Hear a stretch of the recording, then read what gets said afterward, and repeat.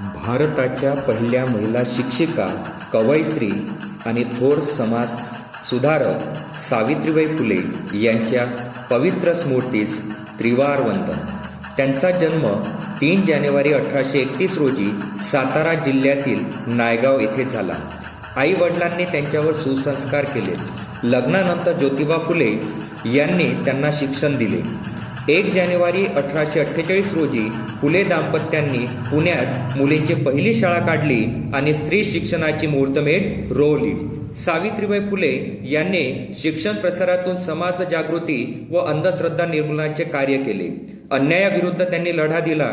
त्यांनी महिलांच्या हक्कांसाठी आवाज उठवला. सती प्रथा व केशवपन यासारख्या अनिष्ट प्रथा बंद पाडल्या.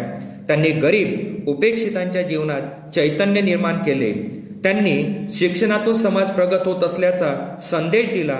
त्यांचे कार्य व विचार आजही समाजाला प्रेरणा देतात. अशा महान समाजसुधारक सावित्रीबाई फुले यांनी 10 मार्च 1897 रोजी प्लेगच्या रुग्णांची सेवा करतानाच प्राण अर्पण केले. समाज परिवर्तनाच्या दीपस्तंभ, शिक्षण, समता व न्यायासाठी आयुष्य वेचणाऱ्या क्रांतिज्योती सावित्रीबाई फुले यांच्या स्मृतीस विनम्र अभिवादन.